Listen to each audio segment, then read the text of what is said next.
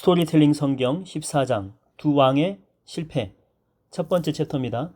아이야 선지자가 경고한 대로 여로보암 왕의 아들이 죽다. 14장 1절에서 20절까지. 이 무렵에 여로보암 왕의 아들이 아비야가 있었는데 그가 중병에 걸리게 됩니다. 여러 의원들에게 보였지만은 아무런 차도가 없어서 여로보암은 왕비를 아히야의 선지자에게 보내게 되죠.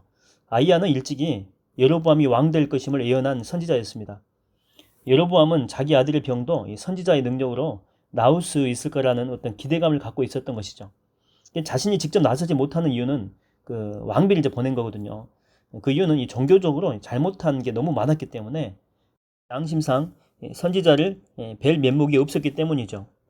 왕비는 누구도 눈치채지 못하게 변장을 하고 실로로 갑니다. 그때 아이야는 나이가 많아서 앞을 제대로 보지 못했습니다. 하지만 왕비가 오기 전에 주께서 이미 아히야에게 말씀하셨죠. 왕비가 병든 아들에 대해서 물으려고 너를 찾아올 것이다. 그러면 너는 내가 일러준 대로 이 그녀에게 대답하여라. 그때 발자국 소리가 나는 것입니다. 아히야는 왕비란 사실을 직감하게 되죠. 그래서 이렇게 이야기를 합니다. 왕비여, 어찌하여 변장하고 왔소?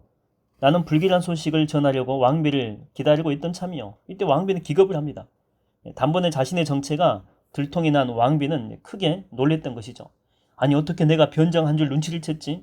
정말 신통방통한 선지자구나. 이때 아히야 선지자는 계속해서 말을 잇습니다. 여로보암 왕에게 전하시오. 주께서 말씀하시기를 내가 다윗의 자손에게서 이스라엘을 쪼개내어서 네게 맡겨주었다. 근데 너는 나를 배반하고 다른 신들을 만들어 섬겼다. 나를 저버리고 금송아지 우상을 만들어 섬겼으므로 너는 나의 분노를 샀다. 이렇게 전하시오. 왕비는 불길한 예감이 들어서 막 부들부들 떨기 시작합니다. 아이가 회복되기는 틀렸다고 생각을 한 것이죠. 그리고 선지자의 말이 계속해서 이어집니다.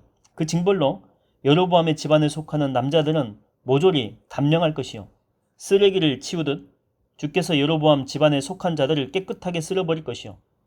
여로보암 집안에 속하는 사람들이 성읍 안에서 죽게 되면 개들이 시체를 뜯어먹을 것이고 들판에서 죽게 되면 공중의 새들이 그 시체를 파먹을 것이요. 그대는 돌아가서 여로보암 왕에게 그대로 전하시오.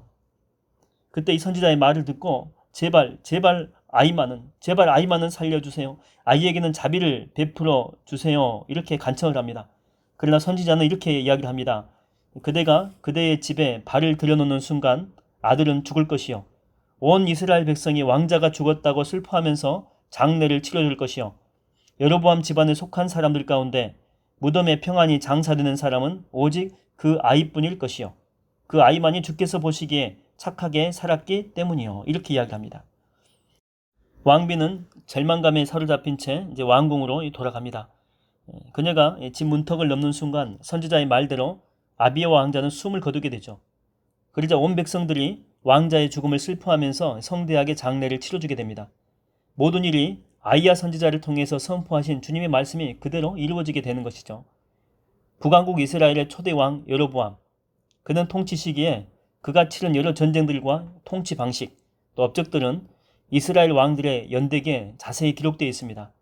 이 책은 왕실 서기관에 의해서 기록된 이스라엘 왕들의 국정 일지입니다.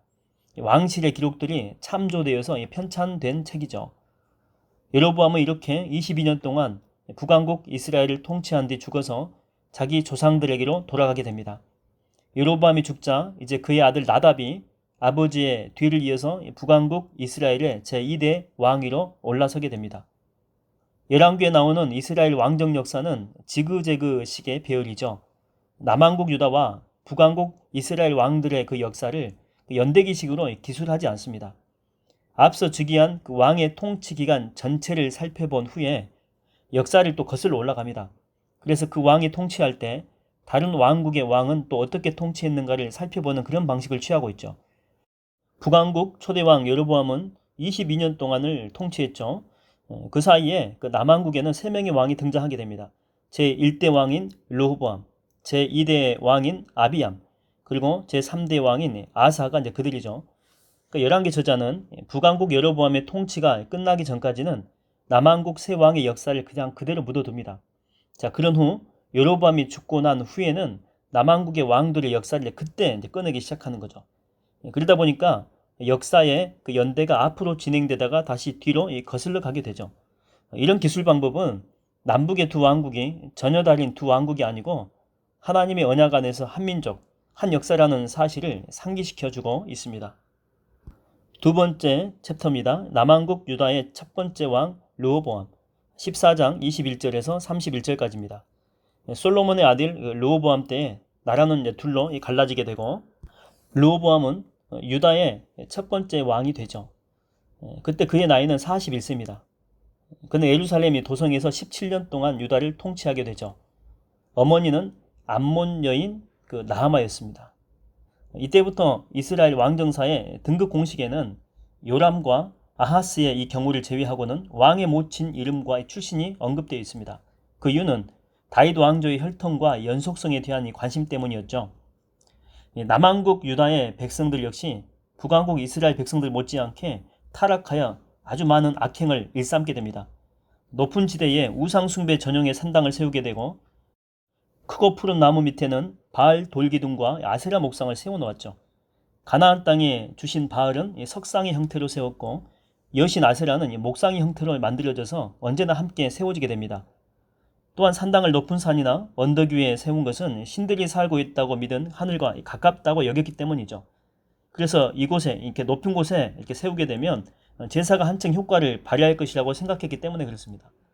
산당에는 문란한 우상 숭배의 그 제사 의식을 수행하기 위해서 신전 소속의 창녀들 뿐만 아니고 남창들까지도 있었죠. 유다 백성들은 주께서 역경하셔서 토해낼 정도로 너무너무 싫어하셔서 가차없이 내쫓았던 가나안 원주민들이 자행했던 악한 행실을 그대로 따라하게 된 것입니다. 이에 주께서는 징벌의 몽둥이를 드시는 것이죠. 유다 왕 르호보암 제5년입니다. 이때 이집트 왕 시삭이 예루살렘을 침공하기 시작하죠. 시삭은 이집트 고대 비문에는 세숑크 1세로 이렇게 소개되는 왕입니다. 당시 이집트는 강한 군사력을 지닌 강대국이었기 때문에 유다는 맞서 싸울 힘이 아무것도 없었죠. 르호보암이 항복하자 시삭은 성전과 왕궁의 보물 창고를 다 뒤져가지고 탈탈 털어갑니다. 이때 레바논 숲의 국에 보관되어 있던 금 방패들도 다 빼앗기게 되죠. 그래서 르호보암은 청동, 노방패를 만들어서 왕궁 정문을 지키는 경비대를 무장시킵니다. 얼마나 비참합니까? 남왕국 유다의 르호보암 때에 북왕국 이스라엘에서는 여로보암이 통치했는데 두 왕국 사이에는 전쟁이 잦았습니다. 르호보암 왕의 통치 기간에 일어난 여러 사건들은 유다 왕들의 연대기에 자세히 기록되어 있습니다. 이 연대기는 왕실 서기관들에 의해서 기록된 왕들의 국정일지죠. 유다의 첫 번째 왕이었던 르호보암이 죽어서 자기 조상들과 함께 잠이 들죠. 백성들은 왕을 그의 조상들과 함께 다윗성의 가족묘지에 장사하게 됩니다. 그리고 그의 아들이었던 아비암이 아버지의 뒤를 이어서 남왕국 유다의 제2대 왕이 되죠. 이때는 주전 913년경입니다. 아비암은 일명 아비야로도 표기가 됩니다.